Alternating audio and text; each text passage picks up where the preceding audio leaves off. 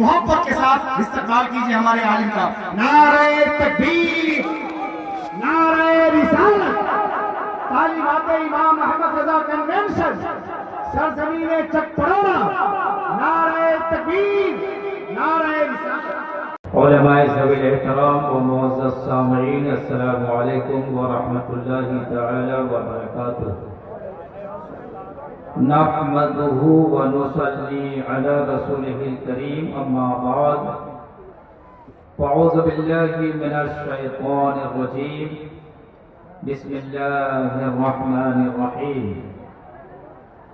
ان تنصروا اللہ ینصرکم وَيُثَبِّتْ أَقْدَامَكُمْ۔ آمنت باللہ صدق اللہ العظیم۔ عقیدت و احترام کے ساتھ بارگاہ رسالت میں ہدیہ درود و سلام پیش کریں، پڑھیں اللہم صلی علی سیدنا و مولانا محمد معدن الجود والکرم، منبع العلم والحلم والحکم، وآلہ وبارک وسلم۔ حاضرین کرام، اتنا عظیم الشان اجلاس یہاں والوں نے ایک ہفتے کے اندر منعقد کیا ہے۔ ہم دعا کرتے ہیں کہ پروردگار یہاں کے تمام نوجوانوں کی حوصلے کو جوانی عطا فرمائے اور اس سے بھی بہتر کام کرنے کی توفیق رفیق عطا فرمائے۔ کبھی کبھی اس طریقے کی محفل اور اس طریقے کا جلسہ دیکھنے کے لیے ملتا ہے۔ انہی جلسوں میں سے ایک یہ بھی جلسہ ہے جس میں اپنے مدعو حضرات کو سن بھی لیا ہے، بہت سارے باقی ہیں جن کو سننا ہے۔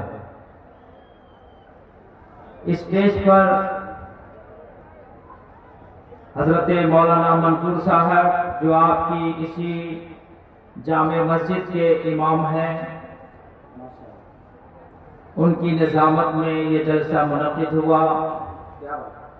شاندار انداز میں نقابت کی ذمہ داری عزیز القدر حافظ عارف رضا صاحب نے اور حضرت مولانا علی رضا رہبر نے انجام دیا ہے۔ پروردگار ان سب کی حاضری کو بھی قبول فرمائے۔ مجھ سے پیش کر ہمارے ہی علاقے کے بہترین عالم دین حضرت مفتی ایاز احمد صاحب کی تقریر ہوئی، جو ہمارے لیے آپ کے لیے زندگی گزارنے کا بہترین ذریعہ ہے۔ آپ تمامی حضرات یہاں پر تشریف لائے دین کے کام کی خاطر، اس لیے نہیں کہ یہاں جو میلہ لگا ہوا ہے اس کو دیکھا جائے۔ یہ جو سامنے دیکھ رہے ہیں، یہ جو ویڈیو ہو رہا ہے، یہ ویڈیو کرنا چاہے مولوی صاحب کریں کہ مولانا صاحب کریں،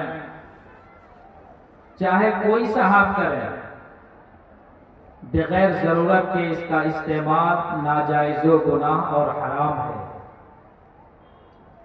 آپ ذرا دیکھیں کہ سامنے بغل میں اسلامی مائیں اور بہنیں بیٹھی ہوئی ہیں، ان کے سامنے پروجیکٹر ضرور لگا ہوا ہے مگر ان کی نظر ہماری طرف متوجہ ہے۔ سبھی لوگ کھڑے ہو کر استقبال کریں۔ مناظر اسلام، مناظر اہل سنت، خلیفہ حضور تاج الشریعہ، خطیب ہندوستان، قاضی سیمانچل حضرت علامہ الحاج مفتی الشاہ محمد زبیر عالم صاحب کی رسیدگی کی آمد ہو گئی ہے۔ محبت کے ساتھ اپنے عالم دین کا استقبال کیجیے۔ نعرہ تکبیر، زور سے نعرہ تکبیر، نعرہ رسالت، حضور مناظر اہل سنت قاضی سیمانچل، نعرہ تکبیر، نعرہ رسالت۔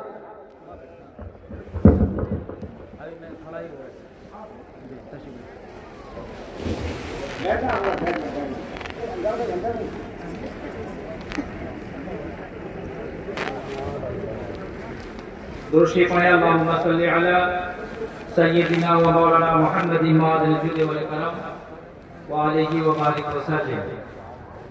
ابھی دیکھ رہے ہیں حضرت قاضی سیمانچل صاحب تشریف لا چکے ہیں اور ان کی قاضیانہ مفتیانہ باتوں کو سننا ہے۔ تو میں یہ عرض کر رہا تھا کہ آج جلسہ ضرور ہم لوگ کرتے ہیں، لیکن جلسہ کوئی یہ سیاسی نہیں رہتا ہے، شرعی رہتا ہے۔ اس کا نام اگر آپ لوگوں نے غور سے دیکھا ہوگا تو اس میں کیا لکھا ہوا تھا؟ تعلیمات امام احمد رضا، یعنی امام احمد رضا کی تعلیمات کیا ہیں ان کو آپ کے سامنے رکھنا تھا۔ یہ جو سارا یہ سامنے رکھا ہوا ہے یہ مسلک اعلیٰ حضرت میں حرام ہے، یاد رہے۔ مسلک اعلیٰ حضرت کے ہم لوگ ماننے والے ہیں، جلسے میں باضابطہ ہم لوگ وہ نعرہ بھی لگاتے ہیں مسلک اعلیٰ حضرت، یہ ناجائز و حرام ہے۔ مسلک اعلیٰ حضرت میں خواتین کی تعظیم فرض ہے، خواتین کا احترام ضروری ہے، خواتین کی نظریں ہماری طرف ہیں، ہم بھی اگر انہی کو دیکھیں تو یہ ہماری طرف سے ان کا احترام نہیں ہوا۔ جس طریقے سے آپ دیکھیں گے کہ ایک مؤدب بیٹا باپ کے سامنے اپنی گردن جھکا کر باپ کی باتوں کو سنا کرتا ہے، ویسے ہی ایک مؤدب نوجوان اور مؤدب مومن کی شان یہ ہے کہ ان کے سامنے جب خواتین اسلام ہوں تو اپنی گردن جھکا کر ان کا احترام کریں۔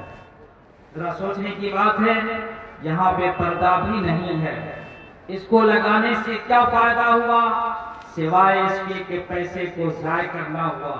اس سے بھی ہمیں اور آپ کو آئندہ بچنا ہے، اور ابھی ہم یہی کہیں گے کہ ایسی محفلوں میں جب جائیں تو بالکل پکے سچے مسلک اعلیٰ حضرت کے پابند بن کے جائیں، صرف رسم نبھانے کے لیے نہ جائیں۔ جلسے میں دیکھیے میلہ لگتا ہے، میلہ والے کا کام یہ ہے کہ ان کا پیسہ زیادہ سے زیادہ کمائی کا سبب بن جائے، وہ زیادہ سامان بیچ کر پیسہ کما لیں، یہ ان کا کام ہے۔ یہ آج کل یہ ٹی بورڈ ویڈیو والے بھی جلسہ گاہ کے بارے میں معلوم ہو جائے وہ پہنچ جاتے ہیں، کیونکہ ان کو اپنا ویوز اور ویڈیو وغیرہ بڑھانا رہتا ہے، جبکہ ہمارے لیے صرف اور صرف جہاں حاجت ہے، ضرورت ہے، اسی کی اجازت ہے۔ یہ باتیں میں آپ کے سامنے اس لیے پیش کرنا چاہتا ہوں، جو لوگ اس کو دھڑلے سے کر رہے ہیں وہ یہ نہ سمجھیں کہ یہ جائز ہے، یہ ناجائز ہی ہے، حرام ہی ہے، گو کہ ایسے حرام کام کو کرنے والوں کی تعداد بہت زیادہ ہو گئی ہے۔ اس کو دوسری مثال میں میری زبان میں سمجھیں، داڑھی چھلانا یہ حرام ہے۔ مسلک اعلیٰ حضرت میں داڑھی چھلانے والے فاسق و فاجر ہیں۔ داڑھی چھلانے والا مسجد کا مؤذن نہیں بن سکتا ہے، داڑھی چھلانے والا وہ تکبیر نہیں کہہ سکتا ہے، داڑھی چھلانے والا وہ اسٹیج پر چڑھ کر نعت نہیں پڑھ سکتا ہے، داڑھی چھلانے والا اگر شہادت پیش کر دے، مثلا رمضان کے چاند نکلنے کی یا جو ہے عید کے چاند نکلنے کی، چاہے 1000 لوگ داڑھی چھلے لوگ کھڑے ہو جائیں، ان کی شہادت قبول نہیں ہے، اس لیے کہ انہوں نے داڑھی چھیل کر حرام کام کیا ہے۔ مسلک اعلیٰ حضرت میں داڑھی چھلانا حرام ہے۔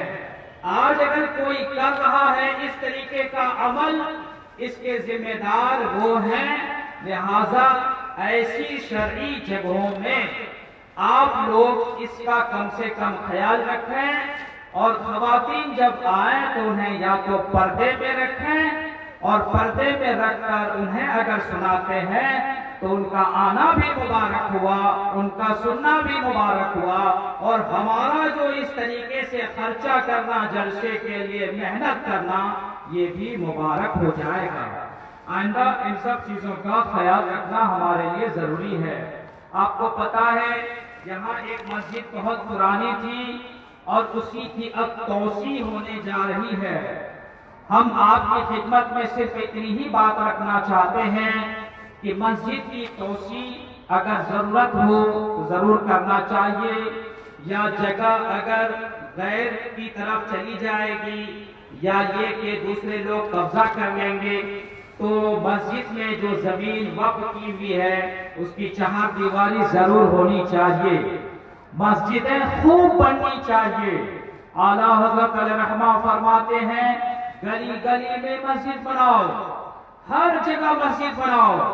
مسجد صرف جمعہ کے لیے نہیں بنائی جاتی ہے، مسجد نماز پنجگانہ کے لیے بنائی جاتی ہے۔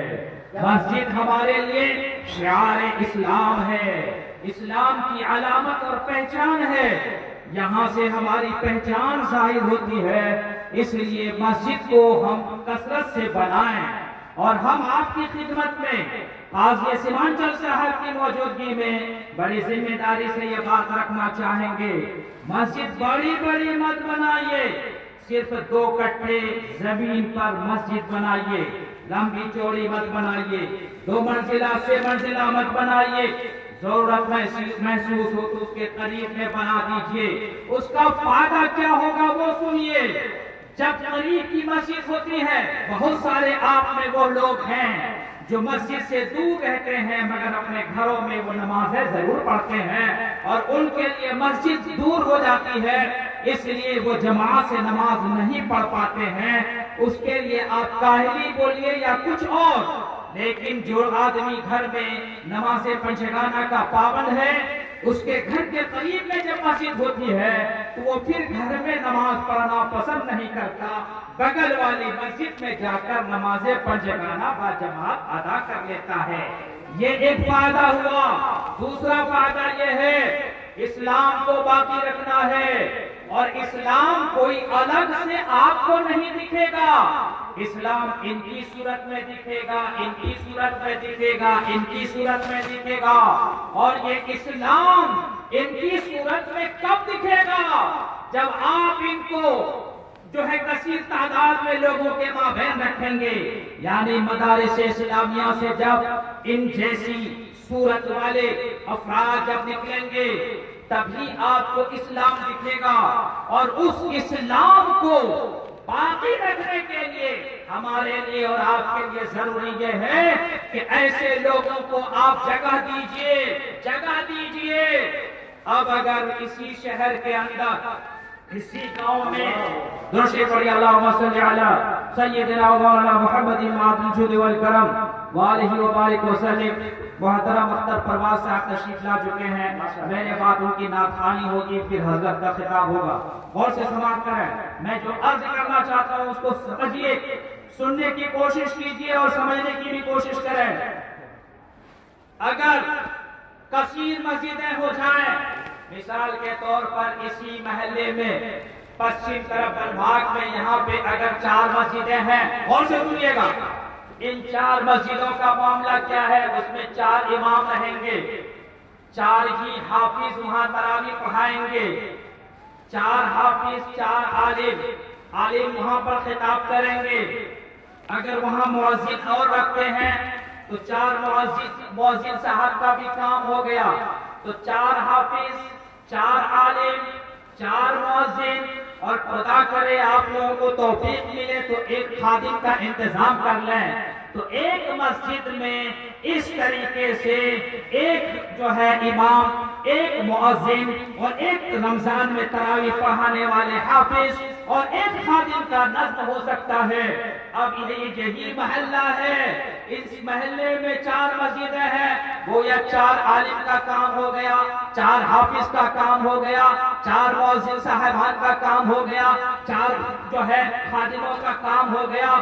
پھر اگر آپ نے 4 کی جگہ 10 مسجدیں بنا دی، امام حضرت کے مدرسے سے 5-6 بچے اور فارغ ہو گئے، عالم بن کر آئے، حافظ بن کر آئے، ان کو جب تک آپ سیٹل نہیں کریں گے تو یہ دین کیسے آگے بڑھے گا، یہ اسلام کیسے لوگوں تک پہنچے گا؟ لوگ تو یہ سمجھیں گے کہہ رہے ہیں یہ مولانا بنا دو اور جو ہے ان کو حافظ بنا دو، پھر ان کے لیے کوئی جگہ نہیں ملتی ہے۔ ان کو جگہ دینا بھی ہماری اور آپ کی ذمہ داری ہے۔ پہلے کا زمانہ اسلامی زمانہ تھا، بادشاہ اسلام کی طرف سے ان کا نظم ہوتا، علماء کے لیے جاگیریں ہوا کرتی تھی، وظیفے ہوا کرتے تھے، تنخواہیں ہوا کرتی تھی، اسی لیے اس زمانے میں بلا لوز و دین کی خدمت کیا کرتے تھے۔ آج کے زمانے میں آپ کے لیے حکومت کی طرف سے کوئی معاونت نہیں ہے، لیکن ہم آپ کو مبارکباد پیش کرتے ہیں کہ آپ ہی جیسے وہ لوگ جو اپنی حاجتوں کو پیچھے رکھ کر کبھی مسجد کے لیے جیب سے پیسہ نکالتے ہیں، کبھی مدرسہ کے لیے جیب سے پیسہ نکالتے ہیں، کبھی ان علماء شورا کی خدمت کے لیے پیسے نکالتے ہیں، کبھی آپ مسجد کو خوبصورت بنانے کے لیے اپنے گھر میں خوبصورتی کی خاطر پیسہ نہیں لگاتے، مگر اپنی جیب سے پیسہ نکال کر شعار اسلام کو حسین بنانے کے لیے اپنے بچوں کی ضرورت کو پیچھے رکھ کر آپ جو دین کی خدمت کر رہے ہیں، یقین جانیں اللہ تبارک و تعالیٰ نے آپ کے لیے ایسا سبب عطا فرمایا ہے۔ امام اہل سنت فرماتے ہیں اگر کوئی ایک نیکی کرے تو اسے 10 نیکی کرنے کا ثواب ملے گا، لیکن جو دین کو آگے بڑھانے کے لیے علماء پر طلباء پر جو خرچ کرے گا وہ 700 گنا تک اسے ثواب ملے گا۔ نعرہ تکبیر، ثواب ملے گا، نعرہ رسالت۔ میں نہیں کہتا، امام اہل سنت کہتے ہیں، میں یہ کہنا چاہتا ہوں خوب مسجدیں بنائیے، جتنی مسجدیں بنیں گی اتنے امام آئیں گے، جتنی مسجدوں میں تراویح کی نمازیں ہوں گی اتنے حفاظ قرآن آئیں گے۔ یعنی ہماری اور آپ کی ذمہ داری یہ ہے کہ ہم علماء کو بھی سیٹل کریں، حفاظ کو بھی سیٹل کریں۔ مجھ سے اگر کوئی مسجد کا یا جو ہے امام اور یا مسجد کا کوئی ذمہ دار مجھ سے کہتا ہے ہماری مسجد کے لیے امام متعین کر دیجئے، آپ یقین جانیے میں اس کے لیے کوشش کرتا ہوں، اور جب کسی امام کو وہاں پہ متعین کر دیتا ہوں تو مجھے سب سے زیادہ خوشی یہ محسوس ہوتی ہے کہ ایک عالم دین کو میں نے دین کی خدمت کے لیے بڑا مقام پر لگا دیا ہے۔ اس طریقے سے ان کا مسئلہ بھی حل ہو گیا، ان کے گھر کے چولہے کا نظم بھی ہو گیا۔ یہ نظم کون کرے گا؟ ہمیں کرنا ہوگا، آپ کو کرنا ہوگا، کوئی باہر سے آنے والا نہیں ہے۔ اس لیے میں آپ سے گزارش کروں گا بڑی بڑی مسجدیں نہیں، چھوٹی چھوٹی بنائیے، 2 کٹھے میں بنائیے، لیکن مسجد ہی نہیں، ہر مسجد میں مکتب ہونا چاہیے۔ مکتب امام کو رکھے، صاف لفظوں میں بولے، صبح پڑھانا ہوگا بچوں کو، شام میں پڑھانا ہوگا۔ اس علاقے میں سرکاری اسکول بہت زیادہ ہے۔ اب میں آپ سے عرض کرنا چاہتا ہوں، آپ اگر اسکول میں پڑھائیں بچوں کو، یہ توقع مت رکھیے گا کہ آپ کا بچہ بیٹھ کر پیشاب کرے گا۔ اسکول میں پڑھنے والا بچہ جب پڑھے گا یہ امید مت رکھیے گا کہ میرا بچہ بڑا ہو کر شراب سے بچا رہے گا، میرا بچہ بڑا ہو کر نیک کام کی طرف جائے گا، بلکہ اس بات پر میں کہوں گا کہ آپ یقین کر لیجئے اگر دینی ماحول آپ نے نہیں دیا تو وہی بچہ کبھی سڑک چھاپ ہو کر دارو پیے گا، شراب پیے گا، کبھی کسی کا مال لوٹے گا، اور جو ہے باپ ماں کو جو ہے کبھی جو ہے وہ اس طریقے کا جملہ سنا دے گا جن کی شان میں اف کہنا بھی حرام ہے، وہاں جا کر یہ آدمی اس طریقے کی بولی بول جائے گا۔ اس لیے آپ اس تعلیم کو صرف دنیا کی تعلیم تک محدود رکھیے، وہ تعلیم آپ کے لیے فرض نہیں ہے، فرض تو علم دین سیکھنا ہے۔ علم دین سیکھنا مرد کے اوپر بھی فرض ہے، عورتوں کے اوپر بھی فرض ہے، اور یہ بہت بڑا انہیں عالم بنانے کی ضرورت نہیں ہے، مدرسے میں 10 سال رکھنے کی ضرورت نہیں ہے، یہ ایک دم آسان کام ہے، وہ یہ ہے کہ آپ کا چھوٹا بچہ 5 سال کا جب ہو جائے، اپنے محلے کے جو امام صاحب ہیں مکتب میں آپ اس بچے کو داخل کر دیں۔ اسکول میں اگر 9:30 بجے بچوں کو جانا ہوتا ہے، صبح فجر کے بعد فوراً اس بچے کو مسجد بھیجتے ہیں۔ وہ بچہ جب جائے تو کرتا میں جائے، پائجامہ میں جائے، سر پر ٹوپی رکھے، قرآن ہاتھ میں لے کر جائے، وضو ہو کر جائے، مسجد جائے، امام صاحب کو سلام کرے، وہاں پر 2 گھنٹہ وہ قرآن کی تلاوت کرے، پھر وہاں سے گھر آئے، ناشتہ کرے، اسکول چلا جائے، تو میں آپ کو مبارکباد دوں گا ایسے محلے والے کو اور ایسے بچوں کو جن کے والدین اس طریقے کا اہتمام کیے ہیں۔ اور اگر یہ سب چیز نہیں ہے تو آپ کی زندگی بیکار ہے، تباہ ہے۔ آپ کی ذمہ داری یہ ہے کہ آپ دین کی خدمت کریں، دین کی مدد کریں، اور دین کی مدد کب ہوگی؟ جب دین کے کام میں خود بھی لگیں گے، بال بچوں کو لگائیں گے، کیونکہ ہمارے اوپر یہ فرض ہے بال بچوں کو ایسا راستہ دینا جو راستہ جنت تک لے جانے والا ہے، اس راستے سے بچانا جو جہنم تک لے جانے والا ہے۔ قرآن کہتا ہے یا ایھا الذین آمنوا قوا انفسکم واہلیکم نارا، اے ایمان والو خود بھی بچو، بال بچوں کو بچاؤ جہنم کی آگ سے۔ یعنی ہم سب کی ایک ذمہ داری بنتی ہے کہ بچے کو وہ راستہ دیں جو جنت لے جانے والا ہے، وہ راستہ نہ دیں جو جہنم لے جانے والا ہے۔ جنت کا راستہ دکھانا، جنت کے راستے کی طرف بچے کی رہنمائی کرنا، یہ ہر باپ پر فرض ہے، ہر ماں پر فرض ہے، ہر مومن کے اوپر فرض ہے۔ لیکن اسی کو چھوڑ دیا، غفلت ہے، سستی ہے، کاہلی ہے، ٹی وی دیکھنے کے لیے ٹائم ہے، موبائل میں نیوز سننے کے لیے ٹائم ہے، سیریل دیکھنے کے لیے ٹائم ہے۔ اگر وقت نہیں ہے تو دین سیکھنے کے لیے نہیں ہے۔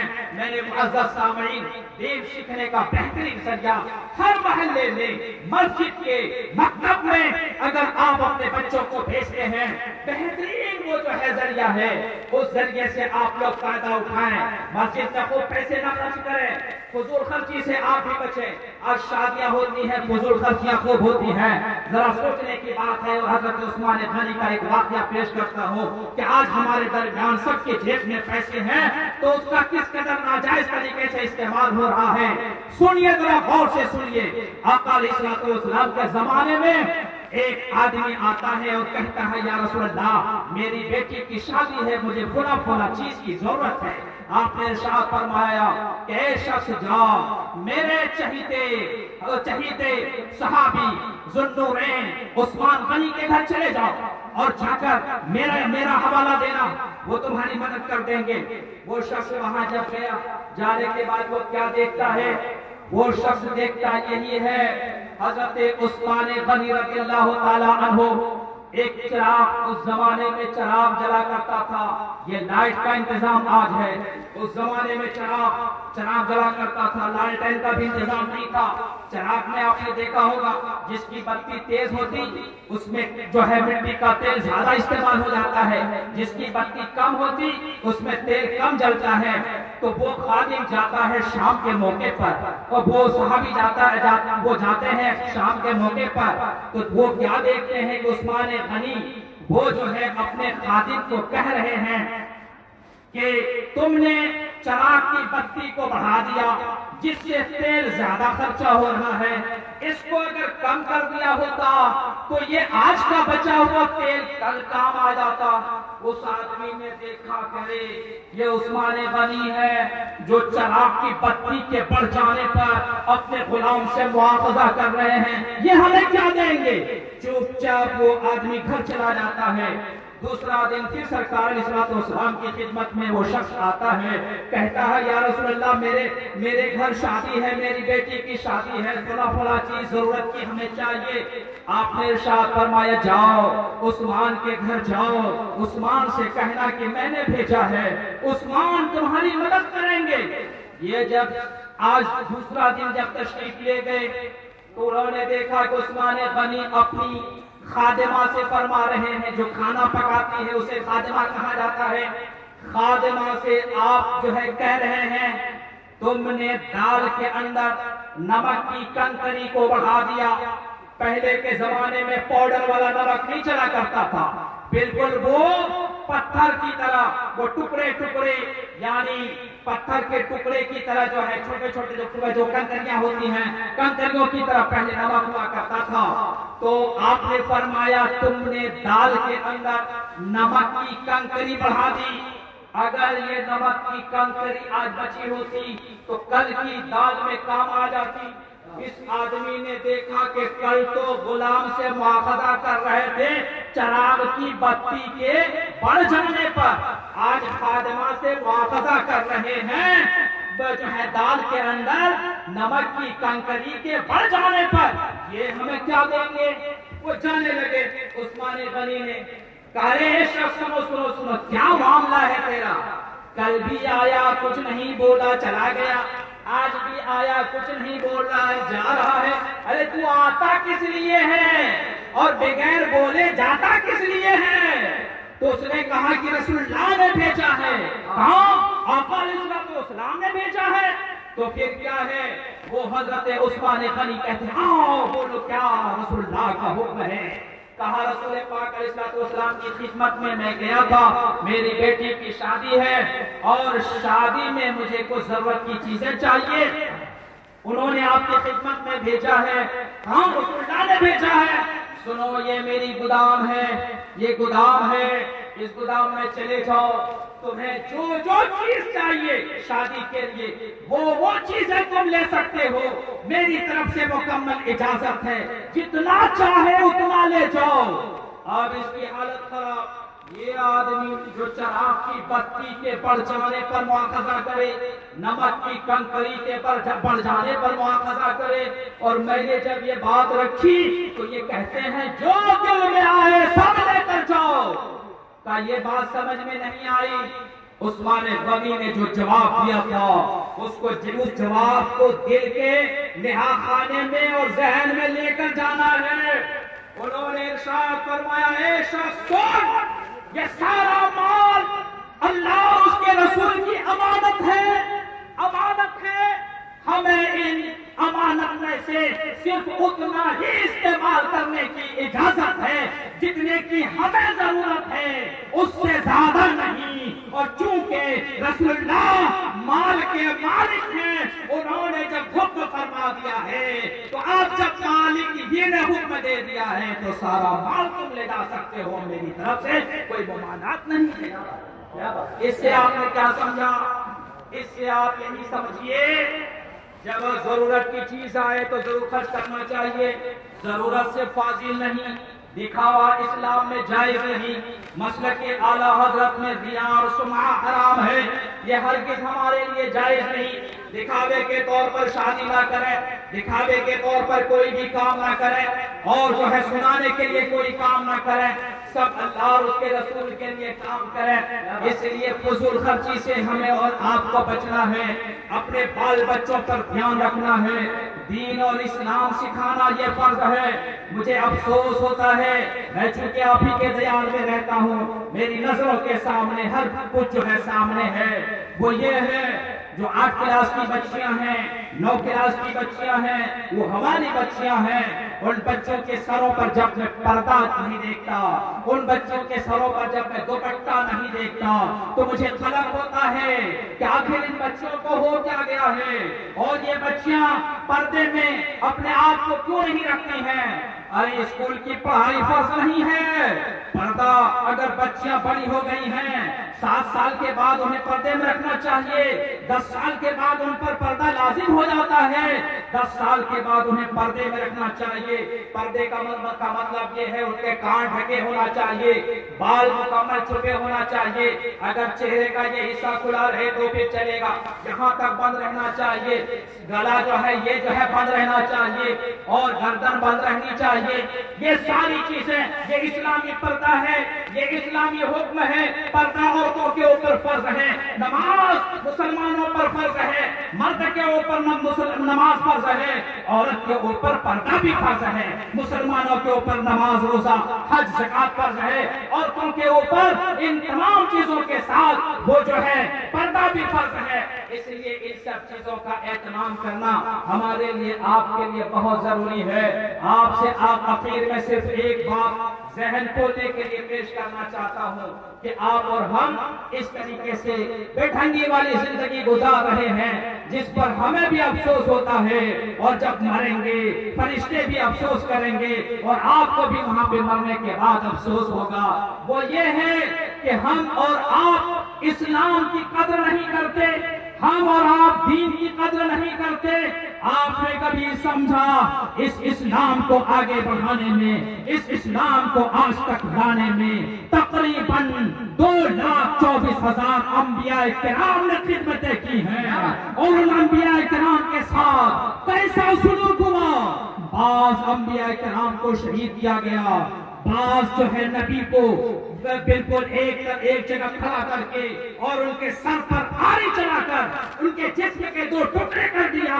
اتنی جو ہے قربانیوں کے بعد پھر یہ اسلام ہمیں اور آپ کو ملا ہے، اور اس اسلام کی ہم قدر نہیں کرتے، اور آسانی سے کبھی ہم جو ہے چائے خانے پر بیچ دیتے ہیں، کبھی جو ہے یہ نیتا لوگوں کی مجلس میں جا کر بیچ دیتے ہیں، کبھی جو ہے ان کے جو ہے وہ مذہبی تہواروں میں جا کر بیچ دیتے ہیں۔ کیسے ہیں ہم لوگ کہ ہم اپنے اسلام کو نہیں پہچان رہے، اپنے دین کو نہیں پہچان رہے؟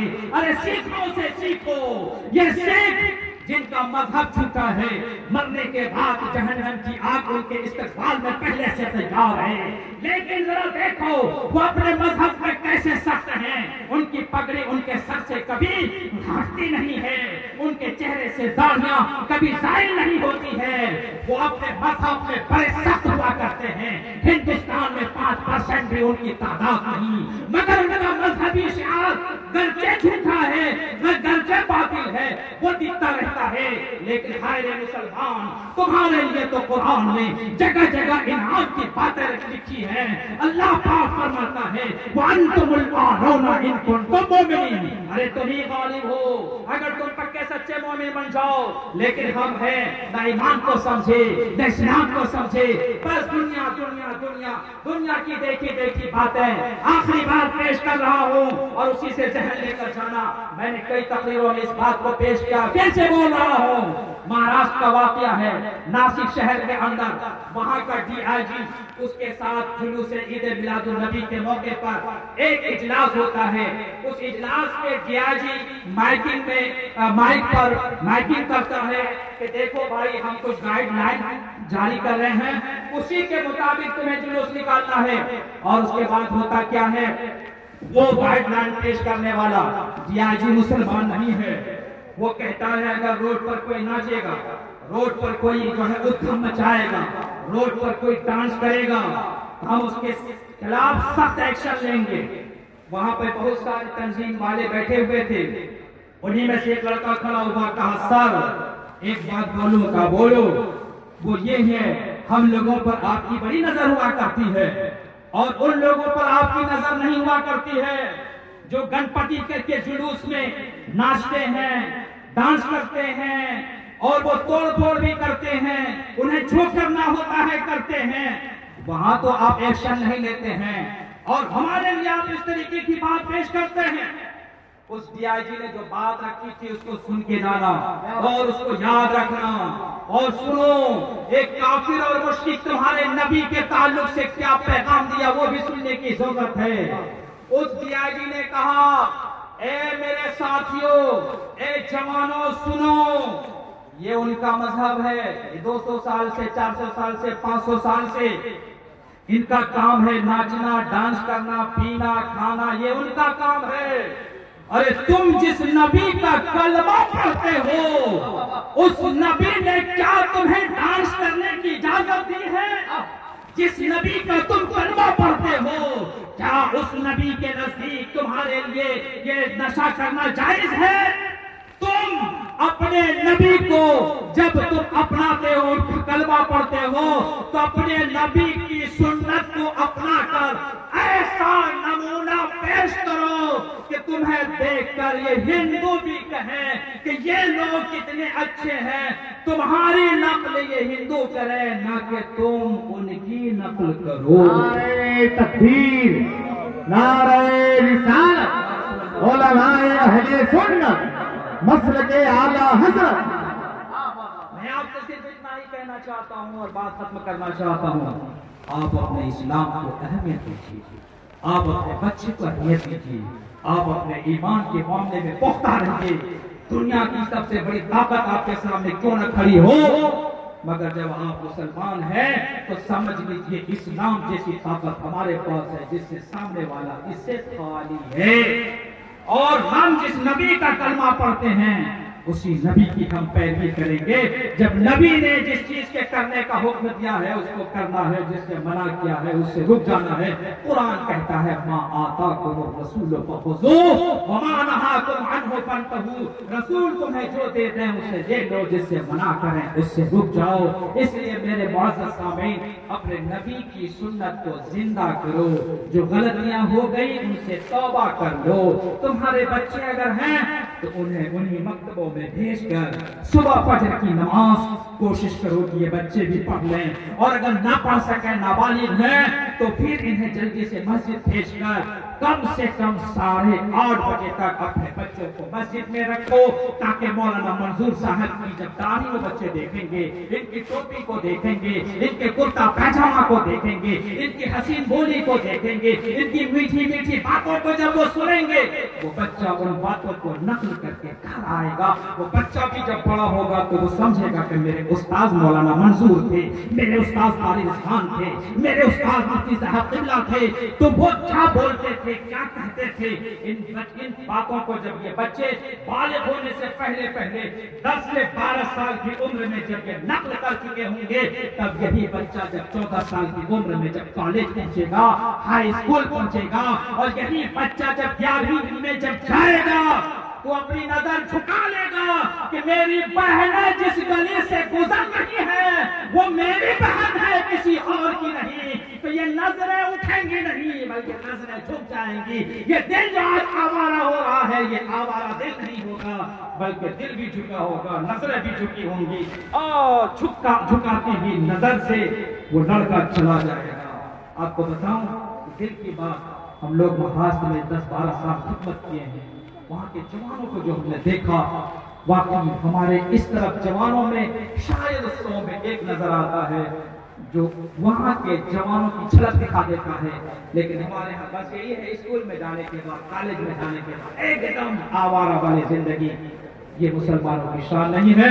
پروردگار سے دعا ہے کہ پروردگار ہماری اور آپ کی حاضری کو قبول فرمائے۔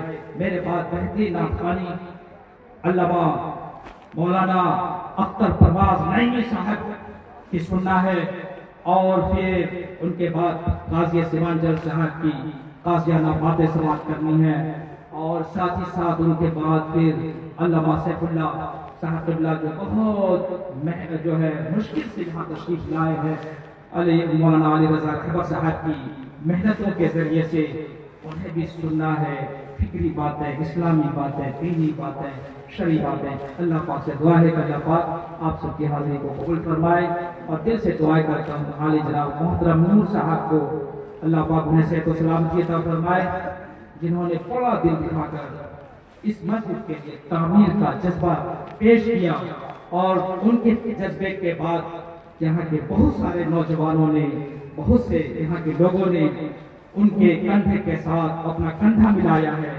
پروردگار سے دعا ہے کہ اللہ انہوں نے اپنی ضرورت کو پیچھے رکھ کر تیرے گھر کی تعمیر میں جو انہوں نے بیڑا اٹھایا ہے، ان کے لیے بہترین محل جنت میں عطا فرما۔ آمین ثم آمین۔ سبھی لوگ دل سے پڑھیں استغفر اللہ، پڑھیے بھائی دل سے استغفر اللہ ربی من کل ذنب واتوب الیہ، لا الہ الا اللہ، بڑی آواز سے لا الہ الا اللہ، لا الہ الا اللہ محمد رسول اللہ صلی اللہ